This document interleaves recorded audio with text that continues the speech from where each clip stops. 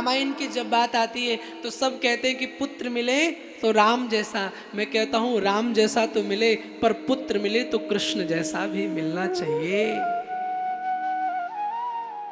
कैसा अद्भुत पुत्र है हमारा कृष्ण। आपकी सबसे बड़ी कमी यही है कि आप कथा सुनते हो और कथा में आप सिर्फ धूप बत्ती वाली चीजें, टोटके वाली चीजें, हरे पुदीने वाली चीजें, चटनी वाली चीजें, यही तो खोजते हैं आप। कभी कथा में वास्तविक ब्रह्म को ढूंढ करके देखो।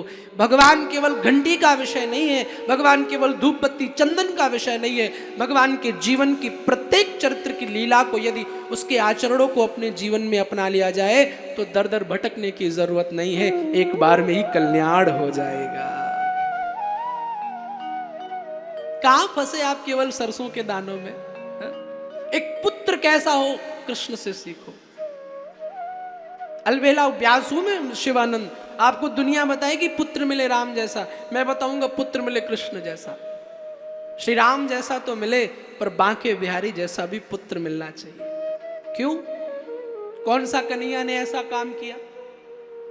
आपके मन में प्रश्न आ रहा होगा तो लीला को उठा करके देखिए। सर्व समर्थवान कृष्ण जो योगेश्वर है, जिसकी एक भ्रकुटी मात्र के लय से सृष्टि चलती है, उस कन्हैया को माँ यशोदा जब रस्सी से उखल में बांधती है तो सहज बंध जाता है। माँ के प्रति सम्मान कैसा है, ये कन्हैया से सीखो।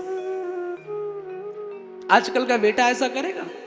नौकरी लग जाते ही मम्मी बैठी है घर पे, ऑफिस का काम कर रहा है, थोड़ा खांस दे मम्मी, तो कहती मम्मी थोड़ा चुप हो जाइए, ऑफिस का काम चल रहा है, बहुत बात करते हो आप, बहुत जोर से खांसते हो।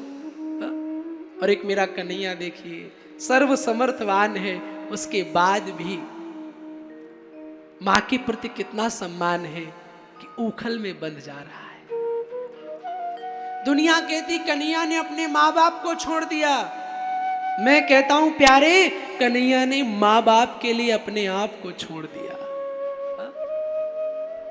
जन्म लिया जेलों में, यदि जेल नहीं छूटते, भगवान कन्हैया जेल से नहीं जाते, तो वसुदेव देवकी की जेल की कैद कभी छूटती नहीं।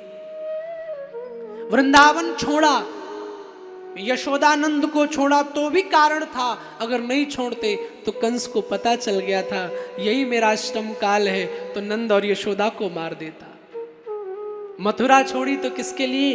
जरासंध के लिए। जरासंध बैठा है कि जैसे मथुरा से कृष्ण जाएं, मैं आक्रमण करूं और मथुरा को विनाश कर दूं।